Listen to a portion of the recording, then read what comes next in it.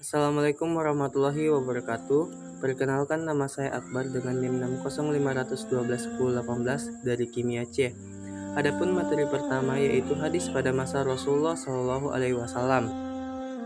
Perjalanan hadis pada tiap-tiap periodenya mengalami berbagai persoalan dan hambatan yang dihadapinya, yang antara satu periode dengan periode lainnya tidak sama.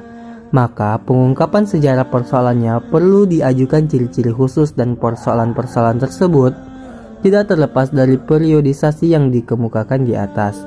Yang perlu diuraikan secara khusus ialah pada masa Rasulullah SAW, masa sahabat, dan masa tabi'in.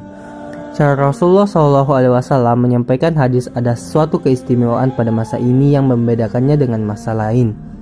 Umat Islam pada masa ini dapat secara langsung memperoleh hadis dari Rasulullah SAW sebagai sumber antara Rasulullah SAW Sebagai sumber hadis antara Rasulullah SAW dengan mereka tidak ada jarak atau hijab yang dapat menghambat atau mempersulit pertemuannya, dan apa-apa yang disampaikannya juga merupakan wahyu.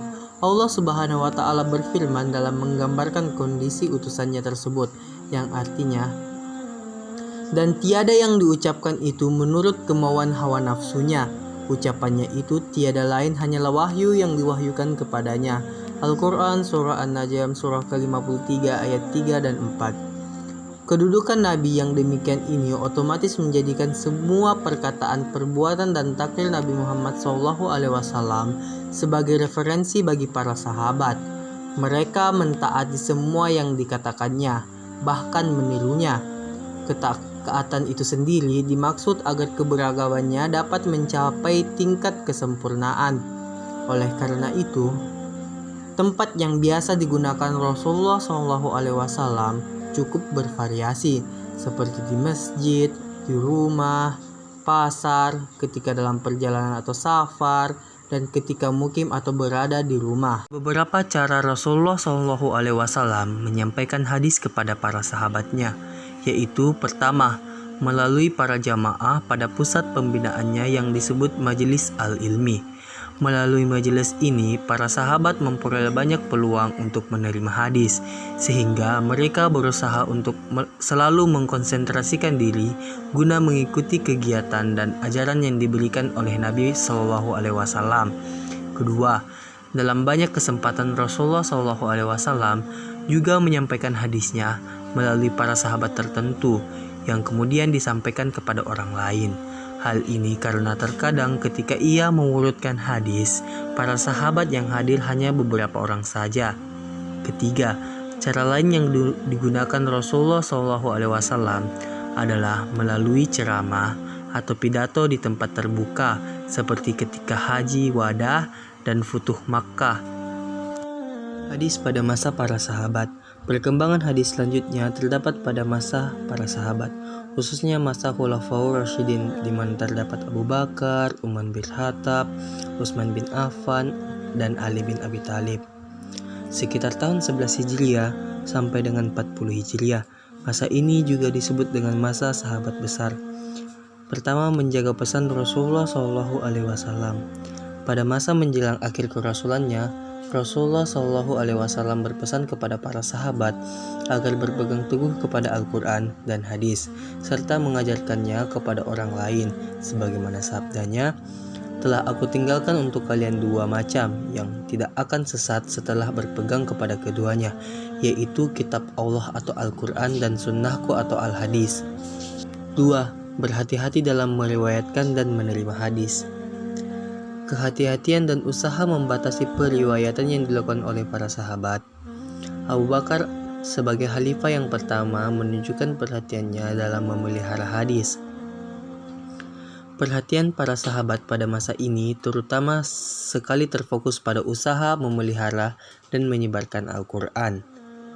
Usaha pembukuan ini diulang juga pada masa Utsman bin Affan, sehingga melahirkan Mushaf Utsmani. Satu disimpan di Madinah yang dinamai Mushaf Al-Imam, yang 4 buah lagi masing-masing disimpan di Mekkah, Basrah, Syria, dan Kufah. Mereka memegang hadis seperti halnya yang diterimanya dari Rasulullah SAW secara utuh ketika ia masih hidup. Akan tetapi, dalam meriwayatkan, mereka sangat berhati-hati dan membatasi diri. Ada dua jalan para sahabat dalam meriwayatkan hadis dari Rasulullah SAW. Pertama, periwayatan lafzi adalah periwayatan hadis yang redaksinya atau matannya persis seperti yang diurutkan Rasulullah SAW. Ini hanya bisa dilakukan apabila mereka hafal benar apa yang disabdakan Rasulullah SAW. Dalam hal ini, Umar bin Khattab pernah berkata, "Barang siapa yang mendengar hadis dari Rasulullah SAW, kemudian ia meriwayatkannya sesuai dengan yang ia dengar, orang itu selamat." Kedua, periwayatan maknawi. Periwayatan maknawi adalah periwayatan hadis yang matanya tidak persis sama dengan didengarnya dari Rasulullah SAW. Akan tetapi, isi atau maknanya tetap terjaga secara utuh, sesuai dengan yang dimaksud oleh Rasulullah SAW tanpa ada perubahan. Materi ketiga, hadis pada masa tabi'in. Pada dasarnya, periwayatan yang dilakukan oleh kalangan tabi'in tidak begitu berbeda dengan yang dilakukan oleh para sahabat ketika pemerintah dipegang oleh Bani Umayyah.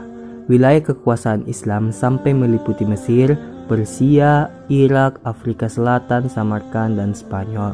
Di samping Madinah, Makkah, Basrah, Syam, dan Khurasan.